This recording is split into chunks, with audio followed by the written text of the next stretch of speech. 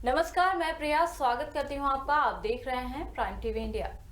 पिछले साल अमृतसर में हुए रेल हादसे को सोचकर लोग अब भी कराह उठते हैं और एक और हादसे से आहत लोगों ने इस बार दशहरा मनाने से किनारा कर लिया है, तो दूसरी ओर कलाकारों पर भी मंदी का असर हो रहा है।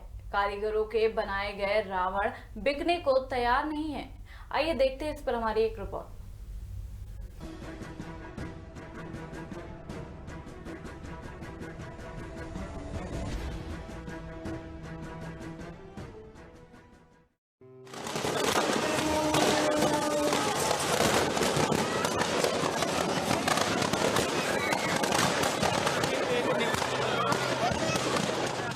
अमृतसर में पिछले साल हुए रेल हादसे की सिहरन आज भी लोगों के जहन में जिंदा है। 62 लोगों की इस हादसे में मौत हो गई थी। इस हादसे के बाद मृतकों के परिवारों से किए गए सरकारों के वादे भी पूरे नहीं किए गए कि फिर से एक बार दशहरा आ गया और रावण तैयार हो गया जलने के लिए। सोने की लंका पति रावण के पास चाहे उस समय सोने की लंका थी, लेकिन अब दशहरे के रावण पर मंदी की मार है। कारीगरों के बनाए गए पुतले बिकने को तो तैयार हैं, लेकिन खरीदार नहीं मिल रहा। शायद इसलिए हर बार 100 के आसपास रावण बनाने वाले कारीगर इस बार 10 पुतले बनाकर ही ग्राहकों का इंतजार कर रहे हैं।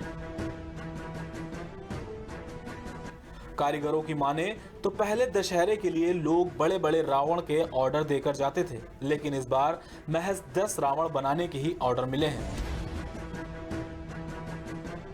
और लग तो ऐसा रहा है कि ये भी नहीं बिकेंगे, क्योंकि सरकार की तरफ से रावण जलाने की अनुमति नहीं दी जा रही है। हम कहना ये चाहते जो पिछला रेल हादसा होगा, जो बटाले में पटाखा हादसा होगा, इसकी वजह से हमारे काम को बहुत फर्क पड़ा है। यहाँ तक के परमिशन बने हुए रावण भी रह गए हुए, कैंसिल हो चुके हुए हैं परमिशन की वजह से। अब और जो काम है बहुत ज़्यादा, इसमें काम भी नहीं निकल रहा है। और कुछ बारिश हो रही है और कुछ सरकार इसके करके काम हो नहीं रहा।